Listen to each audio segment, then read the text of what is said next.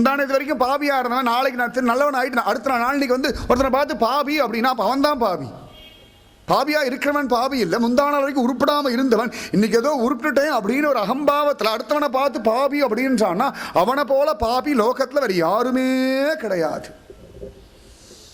அதனால் நான் பாவம் பண்ணிட்டேனே இனிமேல் பாவம் பண்ணக்கூடாதுன்னு திருந்தவன் உத்தமன். நீ எல்லாம் பாவியா இருக்கா அப்படின்னு சொன்னா அவன் உத்தமன் இல்லை, அவன் மோசமானவன்.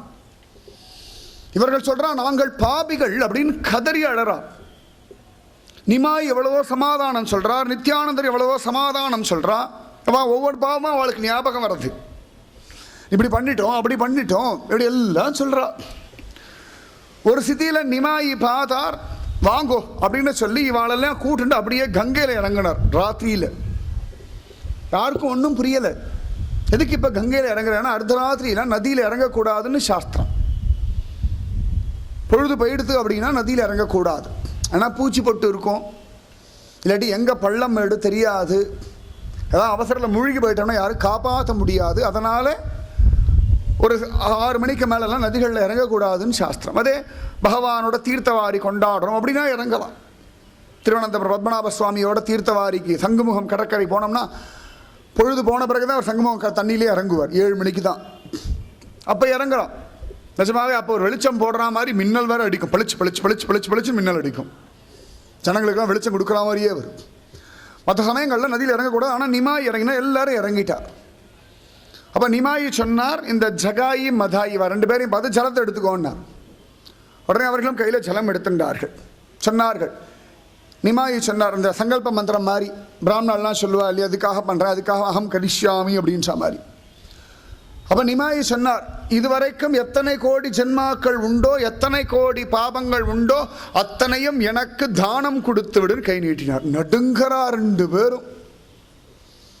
தண்ணியை கையில் எடுத்த தண்ணி அப்படியே விட்டுட்டு, பிரபோ ஏற்கனவே காருண்யம் தாங்க முடியாம தான் துடிச்சுட்டு இருக்கோம், நாங்கள் பாபிகள்ன்றார். நிமாய் சொன்னார், இல்லை, நீங்கள் பாபிகள் இல்லைன்னு நிரூபணம் பண்ண வேண்டிய அவசியம் எனக்குண்டு.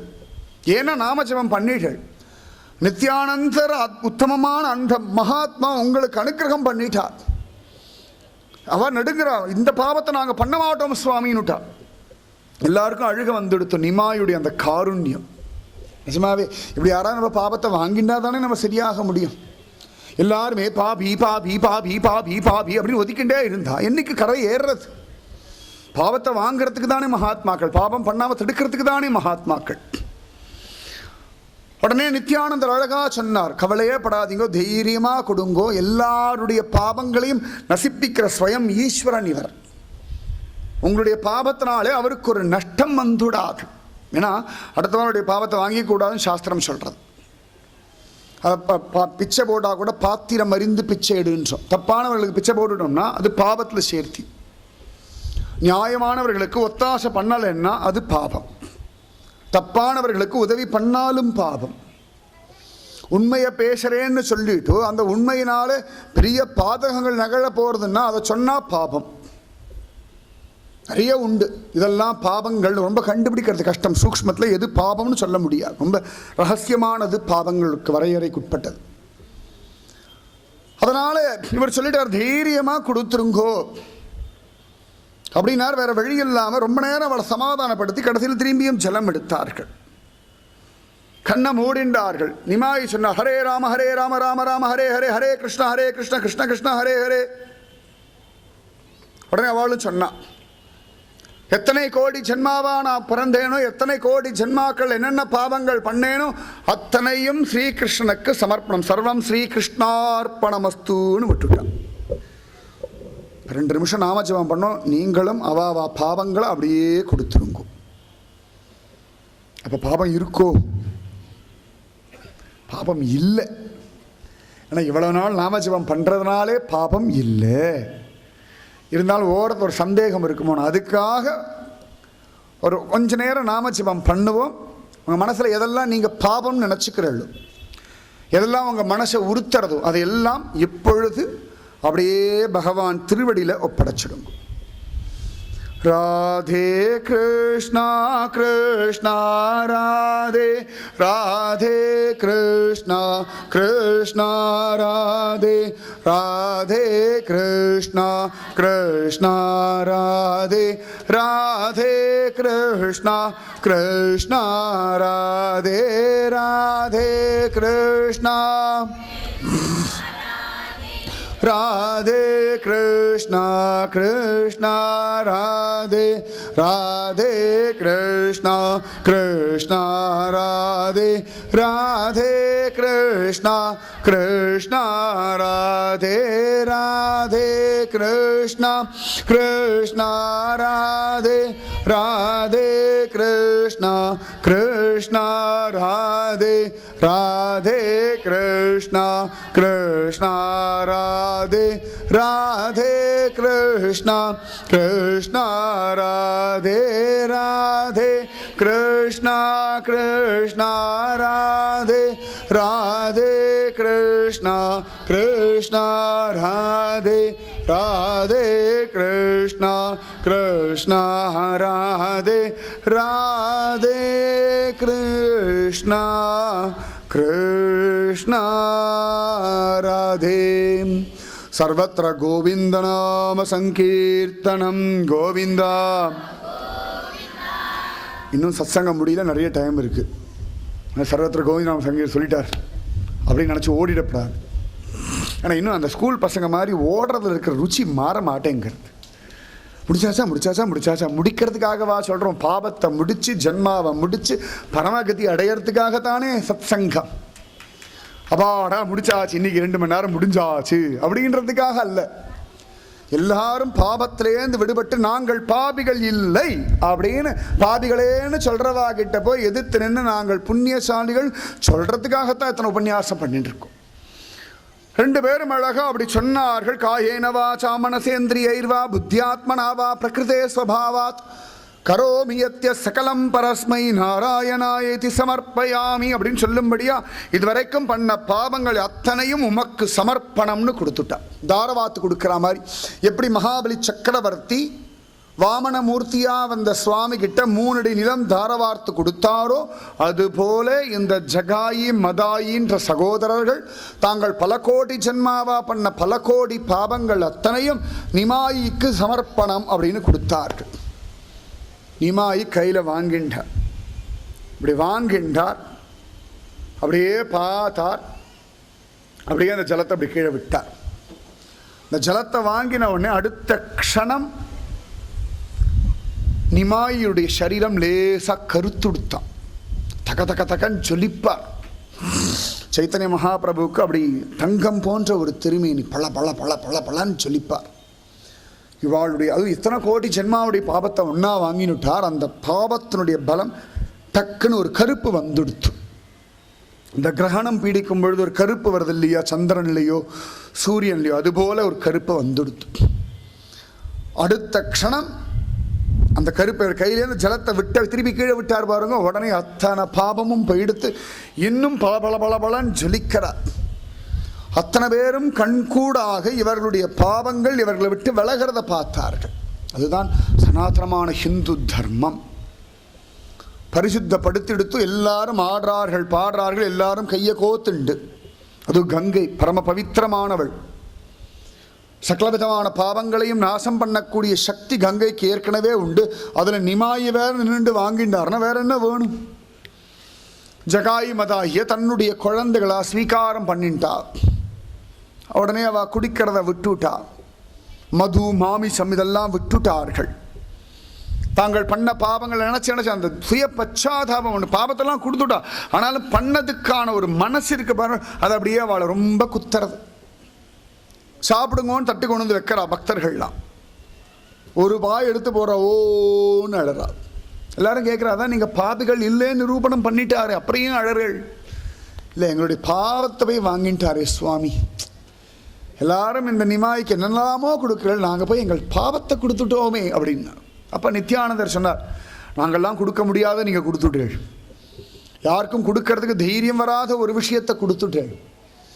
ரொம்ப வருஷமாகவே ரொம்ப அவதாரங்களாகவே சுவாமி எல்லாரிடத்துலையும் உன் பாவத்தை என்கிட்ட கொடுத்துருன்னு தான் கேட்டுன்னு இருக்கா. 10 ரூபா உண்டியல்ல போடு, எனக்கு ஒரு தங்க கிரீடம் சாத்துன்னு கேட்கல. உனக்கு எதெல்லாம் வேண்டாமோ அதெல்லாம் என்கிட்ட கொடுத்துடு, நான் வாங்கிக்கிறேன். பழைய ஈயம் பித்தளைக்கெல்லாம் பேரிச்சம்பழம் தருவா இல்லையா, உடஞ்சி போன சாமானுக்கு. அப்படி பழைய படித்த போன மாதத்து பேப்பருக்கெல்லாம் ஒரு விலை உண்டோன்னும், அதுக்கே ஒரு விலை உண்டோன்னும். அதை வாக்கிட்ட கொடுத்தாவா நமக்கு பேரிச்சம்பழமோ பணமோ ஏதோ கொடுக்குறா இல்லையா, சமயத்தில் மரவள்ளி கிழங்கு ஏதோ கொடுப்பா. அந்த மாதிரி பகவானிடத்துல நம்முடைய பாவங்கள், அகம்பாவம், மமகாரம், காமம், குரோதம் இதெல்லாம் அப்படி கொடுத்துட்டோம்னா சுவாமி தன்னையே கொடுப்பார். பாரதியார் சொல்றார், காமம் கண்ணனுக்காம் அப்படின்றார். உங்ககிட்ட காமம்னு ஒன்று இருக்குது, அதை கண்ணனுக்கு கொடுத்துரும். அப்போ பிரேமையாக அது கன்வெர்ட் ஆகிடும். இந்த எக்ஸ்சேஞ்சுன்னு சொல்லுவான் இல்லையா, நம்ம நேரம்லாம் அந்த பழைய புடவை பழைய சட்டையெல்லாம் வாங்கிறது வருவா. வராளான்னு தெரியல இப்போல்லாம். எனக்கு புதுசு புதுசாக டப்பா பிளாஸ்டிக் எல்லாம் கொண்டு வருவா. வீட்டில் கிழிஞ்ச புடவைகள், சட்டை, பேண்ட்டு சமயத்தை நல்லதெல்லாம் கூட போட்டுருவா. ஸ்திரீகள் அவளுக்கு பிடிக்கலை அப்படின்னா அவளுக்கு பக்கெட் அவசியம், ஒரு தூக்கு அவசியம், பணம் கொடுத்து வாங்க முடியல அப்படின்னா உபயோகப்படுத்துகிறோம். உபயோகப்படுத்தலான்னு ஆசைப்பட்டா கூட நன்னாவா இருக்குது, உங்களுக்கு நன்னாவே இல்லை, சும்மா இருக்கும், போட்டு முடிச்சிருப்பா.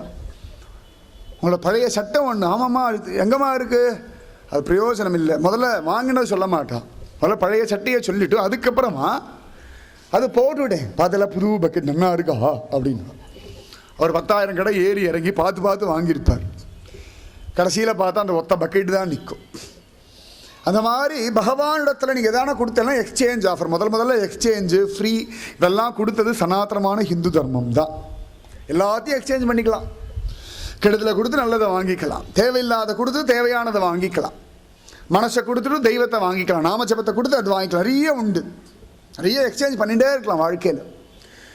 ரொம்ப போர் அடிக்கிறதா, அந்த போர் அடிக்கிற நேரத்தை பகவான்கிட்ட கொடுத்துருவோம். நாமஜபம்னு பண்ணுங்கோ, அதை கொடுத்துட்டா கிருஷ்ணன் கிடச்சிருவான். அடுத்தவாளை பற்றி வம்பு பேசுகிறாளா, அதை கொடுத்துட்டு பகவானுடைய பெருமையை பேசுகிற பாகவதம், பகவத்கீதை, சகஸ்ரநாமம், பிரபந்தம் இதெல்லாம் சொல்லி பாருங்கோ, மகாத்மாக்களை சம்பாதிச்சுடலாம். தெருத்தருவா சுத்துறதை விட்டுட்டு கோவிலை சுற்றி பாருங்கோ, புண்ணியத்தை சம்பாதிக்கலாம். கண்ட டிவியை பார்க்கறத காட்டிலும் பக்தி விஷயங்களை பாருங்கோ, நிஜமாவே தெய்வத்தை வீட்டில் கொண்டு வந்து கட்டி போடலாம். நிறைய எக்ஸ்சேஞ்ச் ஆஃபர் இருக்குது. நீங்கள் என்னன்னா ஆடி தள்ளுபடியை தான் பார்க்குறேள், பாவ தள்ளுபடியை பார்க்க மாட்டேங்கிறேள். நல்லதெல்லாம் வாங்கிக்கோன்னு, அது இருக்கட்டும் பரவாயில்ல, அது அப்படியே இருக்கட்டும், ஆயுஸ் வரைக்கும் இருக்கும். அது இப்போ அவசரத்துக்கு என்ன வேணுமோ அதை வாங்கிக்கிறோம் அப்படின்றோம் இல்லையா. நிஜமாவே நாம சங்கீர்ணம் முதல் ஃபுல் டாக் டைம் 100 ரூபா கொடுத்தா 100 ரூபா பேசுகிறான்றவளை நாமஜம் நீங்கள் பண்ணி பாருங்கோ. 100 தடவை நாமஜம் சொல்லி பாருங்க, 100 ஜென்மாவுக்கு நாமஜம் பேசிகிட்டே இருக்கலாம். ஃபுல் டாக் டைம், தள்ளுபடியெல்லாம் உண்டு, யாரும் தெரிஞ்சிக்க மாட்டேங்கிற. நிமாய் பண்ணுறது அவ்வளோ அழகாக நாமஜபத்தை எல்லாருக்கும் சொல்லி கொடுக்கிறார்.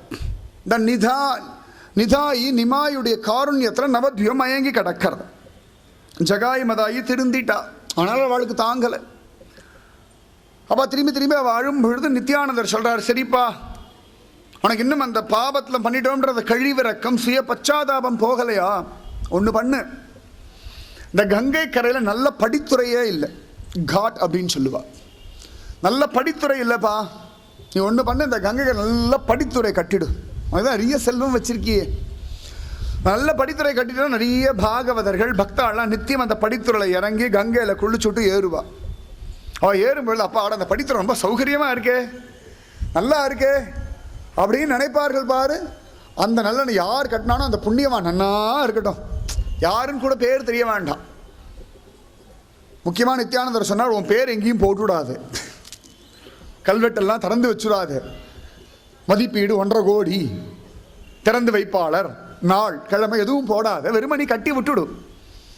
ஜனங்கள் சௌகரியத்துக்குன்னு கட்டி விட்டுடு, அது உனக்கு புண்ணியத்தை சம்பாதிச்சு தரும். மறைமுகமாக புண்ணியம் சம்பாதிக்கிறதுக்கான ஒரு வழி எல்லாம் சொல்லிட்டு அழகாக அந்த மாதிரி நல்ல பணத்தை கொண்டு ஜோராக ஒரு படித்துறை கட்டிட்டான். மதாயி காட் அப்படின்னே பேர் இருக்கு. இன்னைக்கும் அந்த காட் நவத்வீபத்தில் இருக்கு, மதாயி காட்னே பேர். இன்னைக்கும் நாம சங்கீர்த்த மகாத்மியத்தை பாபமாக இருந்த ஒருத்தன், பாபியாக இருந்த ஒருத்தன் விட்டுட்டு பக்தா மாறினான். அந்த மதாயி காட் இன்னைக்கும் அவன் பேரை சொல்லாமல் சொல்லிட்டு இருக்கு. அவன் பேரை சொல்லி நாம மகிமையை சொல்லிட்டு இருக்கு. ரொம்ப சந்தோஷம். ஜகாயி மதாயி திருந்திட்டா, அவளை நன்னா பஜனை பண்ணுறான். நவதீபத்தில் எல்லாருக்கும் நிறைய பேருக்கு இப்போ நம்பிக்கை வந்துடுத்து. ஆனால் இவ்வளோ பெரிய பாபிகளே திருந்திட்டா, நல்வழிப்பட்டுட்டார்கள் அப்படின்னா தானாக மனசில் ஒரு ஆசை வரத்தானே செய்யும். அழகா ஜோரா நாமஜபம் பண்ணிட்டு இருக்கா. நிறைய பேருக்கு நம்பிக்கை வந்துடுது. இப்போ நிறைய பேர் வந்து சேர்றா. சில பேருக்கு அப்பொழுதும் பொறாமை. அவள் ஏதோ வசியம் பண்ணிட்டார், இந்த ஜகாயி மதாயி ஏதோ குழப்பிட்டார்கள், இப்படி எல்லாம் சொல்கிறா. ஒவ்வொருத்தரும் ஒவ்வொரு விதமாக தானே சொல்லுவா. அவாவா மனம் போனபடி மகாத்மாக்களை பற்றி பேசுவா. காது போனபடி விதவிதமாக கேட்டுப்பா. வாய் போனபடி பேசுவா. இது ஒன்றும் புதுசு கிடையாது. அவாவாளுடைய மனசு, அவாவாளுடைய வாய், அவாவாளுடைய காதுகள் எதை வேணா சொல்லலாம், எதை வேணா நினைக்கலாம், எதை வேணா கேட்கலாம். அது அவளுடைய தர்மம். அது சரி தப்புன்றதை விட நல்லதா கெட்டதால அவளுக்கு தோன்றதை அவள் பண்ணுறா. பலரும் பலவிதமாக பேசுகிறா. சில இந்துக்கள், சில முஸ்லீம்கள் எல்லாம் போய் காஜியின் இடத்துல கம்ப்ளைண்ட் பண்ணிட்டா. பெரிய கம்ப்ளைண்ட் பண்ணிட்டா. இந்த மாதிரிலாம் அவர் சாஸ்திரத்துக்கு மீறி இது பண்ணுறார், அதை பண்ணுறார், என்னமோலாம் சொல்லிட்டு இருக்கா. உடனே காஜியும் பார்த்தார். சில இடங்களில் வந்து பஜனைலாம் பண்ணப்படாது, ஜாக்கிரதை, எனக்கு கிண்டலாக பண்ணிட்டு இருக்காள், பஜனை பண்ணால் அரெஸ்ட் பண்ணி ஜெயிலில் வச்சுருவோன்னுட்டா. சில பேர்லாம் பயந்து விட்டா. நாமஜபம் பண்ணால் சம்சார சாகரம் சரியாயிடும்னா புதுசாக ஜெயில் வேறு கிளம்புறது, வேண்டவே வேண்டாம், நம்ம பாட்டு வாய் மூடின்னு இருப்போம், என்னதுக்கு நாமஜபம், என்னதுக்கு கஷ்டப்படணும் அப்படின்னு சில பேர் வாய் மூடின்னு இருந்தா. சில பேர் நாமஜபம் ஜபிப்போம் அப்படின்னு நினச்சா. சில பேருக்கு ஒன்றும் புரியலை, பண்ணலாமா வேண்டாமா அப்படின்னு நினச்சிட்டு இருந்தா. அந்த சமயத்தில் முராரி குப்தர் அப்படின்னு ஒரு பக்தர், அவர் என்ன நாமஜபம் ஜபிப்பார். அவர் நல்ல ராம பக்தர். எப்பொழுதும் உட்கார்ந்தாலும் எழுந்தாலும் ராமா ராமா ராமா ராமா ராமா ராமா ராமான்னு ராமநாமம் ஜபிப்பார். ஒரு நாள் நிமாயி அவர் வம்பு கிழிக்கிறார். நீ என்ன வேணா சொல்லு முராரி குப்தா, கிருஷ்ணனை போல ஒரு சௌலபியம் என்னமோ ராமனிடத்தில் கிடையாது. பத்துடை அடியவர்களிய வன் பிறர்களுக்கரிய வித்தகன், இப்படியெல்லாம் கண்ணனை தானே கொண்டாடுறார்கள். ராமன் மரியாதா புருஷன், ரொம்ப நல்லவன், உண்மையே பேசக்கூடியவன், சத்தியசந்தன். ஆனால் கிருஷ்ணலீல கேட்டால் தானா ஒரு குதூகலம், ஒரு சிரிப்பு எல்லாம் வந்துடுறதா இல்லையா? எல்லாருமே ஸ்ரீ ஜெயந்தி உற்சவம் தானே உரியடி அப்படி இப்படின்னு கொண்டாடுறோம். ஸ்ரீராமநவமிக்கு யாராவது உரியடி இல்லாமல் வச்சுட்டு இருக்கோம். ஏதோ ராமநவமியாக ஸ்ரீராமனுக்கு அர்ச்சனை பண்ணுவோம் அப்படின்னு தோன்ற. பெருசாக உரியடி கிருஷ்ண ஜெயந்தியுடைய கோலாகலங்கள் ராமநவமியில் எங்கேயுமே காண கிடைக்கல. அயோத்தியாவில் கூட கிடையாது. அதே ஸ்ரீகிருஷ்ண ஜெயந்தி கோகுலாஷ்டமின்னு வச்சுக்கோங்களேன், அவ்வளோ அழகாக இருக்கும். பிருந்தாவனம் மதுராவில் இந்த வாட்டிலாம் டிவியில் காமிச்சுட்டு இருந்தான். கோகுலாஷ்டமி அன்னைக்கு என்ன கூட்டம்! மதுரா துவாரகையெல்லாம் லைவாக காமிச்சுட்டு இருந்தான். துவாரகாதீசனையும் மதுராநாதனையும் பார்க்கறது ஜனங்கள் கூட்டம் அலமோதுறது. அதனால் அவர் சொன்னார், கிருஷ்ண உபாசனை தான் சிரேஷ்டம். ஏன்னா கிருஷ்ணன் பரிபூர்ணன், ராமன் பூரணன் அப்படின்னு விட்டார். ராமாவதாரம் பூர்ண அவதாரம். ஏன்னா மனுஷர்கள் எப்படி வாழணும் அப்படின்னு தர்மத்தை காட்டினதுனாலே பூரண அவதாரம். கிருஷ்ணவதாரம் பரிபூர்ண அவதாரம், தெய்வம் உள்ளபடி, அவ்வளோதான். தெய்வம் உள்ளபடி எப்படி இருக்கணும்னா கிருஷ்ணவதாரம், அவ்வளோ. அதுக்கு மேலே அவர் வியாக்கியானமே வேண்டாம். அதனால் அவர் சொன்னார், இனிமேல் நீ என்ன பண்ணு, இன்னிலே நிறைய கிருஷ்ணான்னு சொல்லு, கிருஷ்ண ஸ்மரணம் பண்ணு அப்படின்ட்டார். இவருக்கு சொல்ல தெரியலை. முராரி குப்தர் பார்த்தார், சரி சுவாமி, நீங்கள் உத்தரவிட்டபடி இனிமேல் கிருஷ்ணா கிருஷ்ணான்னு சொல்கிறேன், இனிமேல் கிருஷ்ண தியானம் பண்ணுறேன் அப்படின்னுட்டார். வீட்டுக்கு வந்துட்டார். படுத்தா ராமான்னு வருது. ஹே ராமச்சந்திரமூர்த்தே அப்படின்றார். அப்படி ராமஸ்மரணம் வருது, ராமலீலாவெல்லாம் ஞாபகம் வருது. ஸ்ரீராம ராம ராமே தீரமே ராமே மனோரமே சகசிரநாம தத்துல்யம் ராமநாமவராணனே, மனத்துக்கினியானை பாடவும், இப்படியெல்லாம் ராம சம்பந்தமான விஷயங்களாகவே வருது. கூஜந்தம் ராம ராமேதி மதுரம் மதுராட்சரம் ஆருஹ்ய கவிதா சாக்காம் வந்தே வால்மீகி கோகிலம். வால்மீகின்ற கோயில் எப்பொழுது ராமா ராமா ராமா ராமா ராமான் ஜபிக்கிறது. கற்பாரி ராமபிரானை அல்லால் மற்றும் கற்பரோ புற்பா முதலாக புல்லெரும்பாதி ஒன்றின்றியே நற்பால் அயோத்தியில் வாழும் சராசரம் முற்றமும் நற்பாலு குய்த்தலன் நான் முகனார் பெற்ற நாட்டுளே. இவருக்கும் அந்த ராமானு நாக்கு பழகி போயிடுத்து, வரமாட்டேங்கிறது. ஓன்னு அழறார். நான் என்ன பண்ணுவேன், என்னால் ராமனை தூக்கி போட்டுட்டு கிருஷ்ணனை கொண்டு வைக்க முடியலையேன்னு துக்கம். விடிய விடிய விடிய முயற்சி பண்ணி பார்த்தார். ஒரு தீர்மானத்துக்கு வந்துட்டார். இந்த சரீரத்தில் இந்த மனசை கொண்டு இந்த நாவை கொண்டு நம்மால் கிருஷ்ணான் ஜபிக்க முடியாது, கிருஷ்ணான் வராது. அவரோ இப்படி சொல்லிட்டார், நிமாயி குருவோ இப்படி சொல்லிட்டார். ஒன்று பண்ணிடுவோம், இந்த சரீரத்தை தியாகம் பண்ணிடுவோம். தியாகம் பண்ணிட்டு புதுசாக ஒரு உடம்பு கிடைக்கும், அதை கொண்டு கிருஷ்ணான் ஜபிப்போம், கிருஷ்ண தியானம் பண்ணுவோம். அது ஆச்சாரியின் இடத்துல குருவிடத்தில் போய் சொல்லலாம்னு வந்துட்டார். அழுது அழுது கண்ணெல்லாம் வீங்கிருக்கு. ராத்திரி தூங்கலைன்னு பார்த்தாலே தெரியுது. காத்தால பல் தேய்க்கலை, குளிக்கலை, மனசு அப்படியே கடந்து அடிச்சுக்கிறது. நான் எப்படி ராமனை விடுவேன், எப்படி கிருஷ்ணனை தியானம் பண்ணுவேன் நினச்சி நிமாய் தியானம் வந்துடுத்து, ஆச்சாரிய தியானம் வந்துடுத்து. வந்தார், திருவடியை பிடிச்சிருந்தார். பிரபு எனக்கு உத்தரவு கொடுங்கோ, நான் தேக தியாகம் பண்ணுறேன் அப்படின்னார். நிமாய் கேட்டார், என்ன அவசியம்பா அப்படின்னார். என்னால் என் ராமனை விட்டுட்டு கிருஷ்ணன் இடத்துல கொண்டு மனசை கொடுக்க முடியல சுவாமி. என் ராமன் மரியாதா புருஷன், ஏகபத்னி விரதன், சக்கரவர்த்தி திருமகன், அழகன். நீங்க சொல்ற கிருஷ்ணன் வசதி தான், நான் இல்லைன்னு சொல்லலை. அவனுடைய நவநீத சோர லீலைகள் உங்களுக்கு ரசிக்க முடியாது, என்னால் ரசிக்க முடியலை. அவன் கோபிகளோட ராசம் ஆடினதை உங்களால் ஏற்றுக்கொள்ள முடிகிறது, என்னால் ஏற்றுக்கொள்ள முடியலை. அவன் பக்தர்களுக்காக விதவிதமான லீலைகள் பண்ணுறான், உங்களால் ஏற்றுக்கொள்ள முடிகிறது, என்னால் ஏற்றுக்கொள்ள முடியாது. எனக்கு ராமன் சுலபமாக இருக்கு சுவாமி. அதனால் என்னால் ராமனை விடவும் முடியலை, நீங்கள் சொல்கிற கிருஷ்ணனை பிடிக்கவும் முடியலை. இது ரெண்டு தினோட மாட்டின்னு நான் முழிக்கிறேன், என்னை விட்டுடுங்க, நான் சரீர தியாகம் பண்ணுறேன்னுட்டார். உடனே நிமாய் எல்லாரையும் பார்த்து சொன்னார், இது பேர் பக்தி.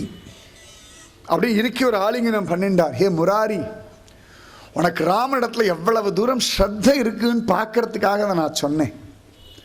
அந்த பதிவிரதை போல அந்த ராமனிடத்தில் ஒரு பிரீத்தி இருக்கு பார்த்தியா, அவனால் விட முடியல பார்த்தியா.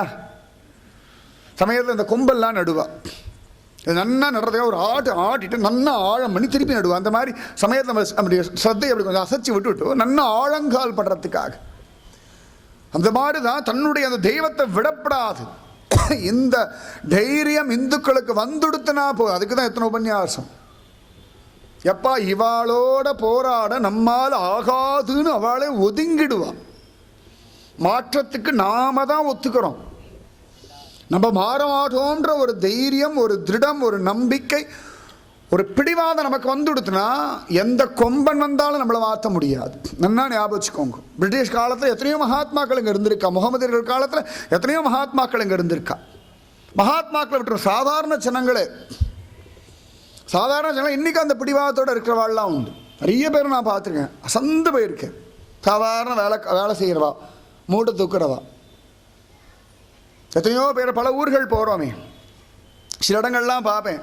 அவள் ஊரெல்லாம் சொல்லுவா, அப்படியெல்லாம் பேசிட்டு வருவோம். நாங்கள்லாம் எதுக்கும் மதம் மாற மாட்டோம் சுவாமி, என்ன அவசியம் இருக்குது, நம்ம சாமிகள் காப்பாற்றதான் வேற யாராவது காப்பாற்ற போகிறாங்க அப்படின்னு சாதாரணமாக மூட்டை தூக்குற தொழிலாளி வரைக்கும் இடத்துல பேசுகிறாங்க. நெஞ்சு நிமிந்து நின்று இருக்கு. அப்பாடா நீங்கள்லாம் இருக்கிற தைரியம் நிச்சயமாக ஜெயிச்சிடுவோம் நான் சொல்லியிருக்கேன். சத்தியம், அந்த பிடிவாதம், நம் சுவாமின்ற அந்த பிடிவாதம் நமக்கு வேணும்.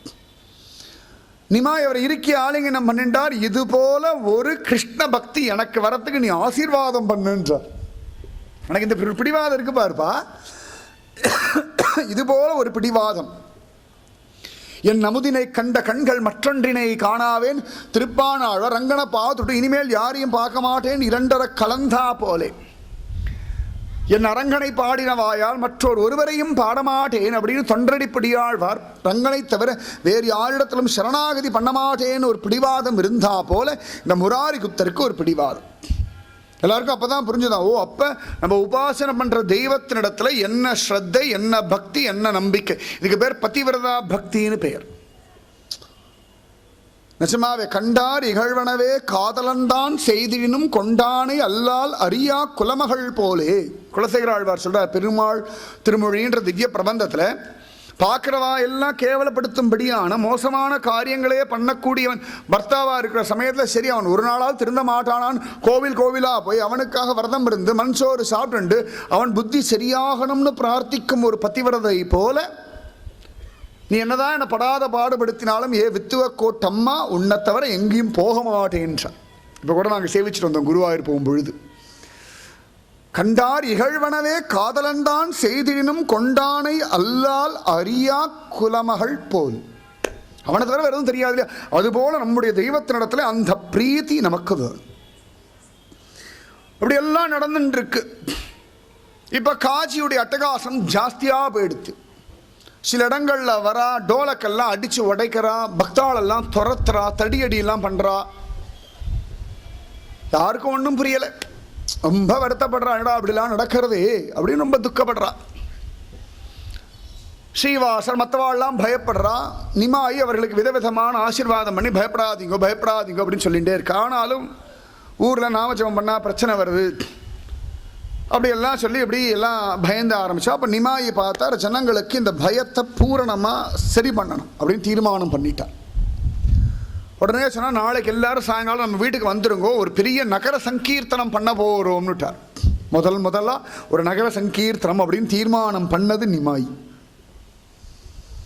எல்லாரும் வந்தாச்சு. அத்வைதாச்சாரியா, ஸ்ரீவாச பண்டிதர், கதாதர பட்டர், சுக்லாம்பர பிரம்மச்சாரி, ஜகாயி, மதாயி, இந்த மாதிரி எல்லாரும் வந்தாச்சு. எல்லாருக்கும் ஒரே குஷி. சொன்னால் எல்லா வீடுகளும் அழகாக அலங்காரம் பண்ணுங்கோ, வாசலை தெருவு அடைச்சி கோலம் போடுங்கோ, இன்னைக்கு ஜோரா மகாமந்திரம் ஜபிச்சுண்டு நவத்வீபத்தினுடைய சகலவிதமான வீதிகள் வழியாக நம்ம போக போகிறோம் அப்படின்னுட்டார்.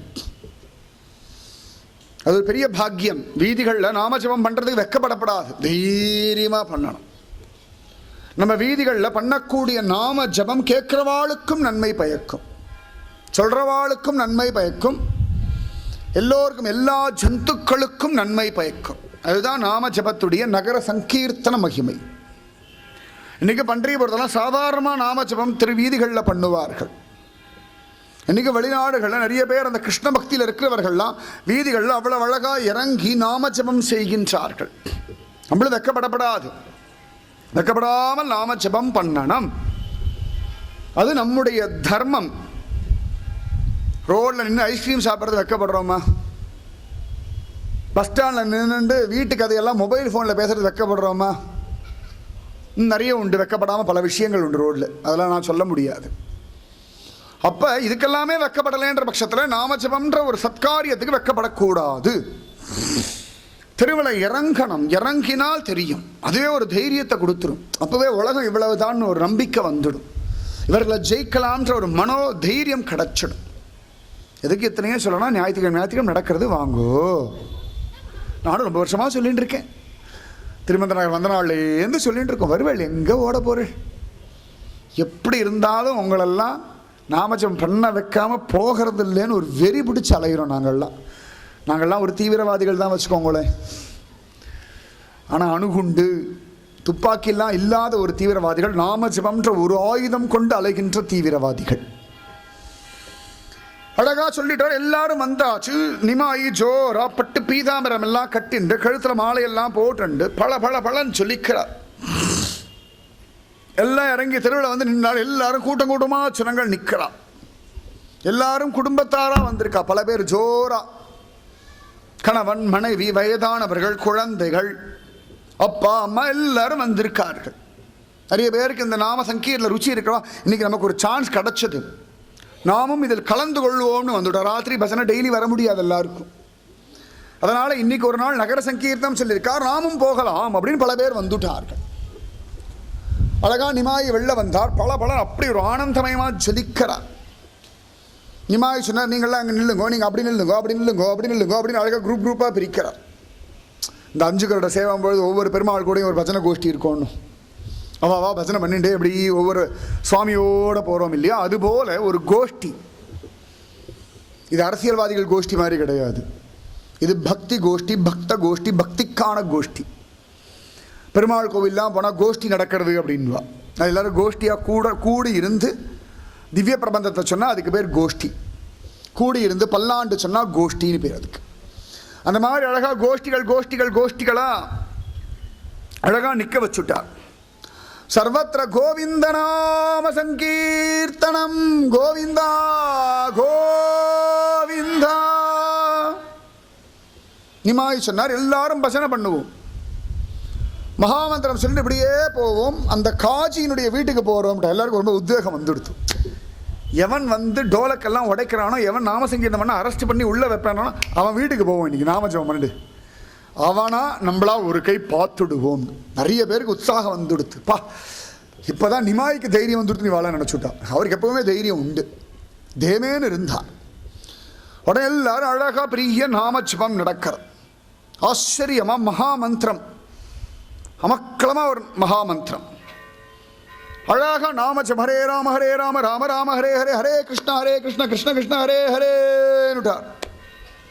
கோபிகா ஜீவனஸ்மரணம் கோவிந்தா கோவிந்தா.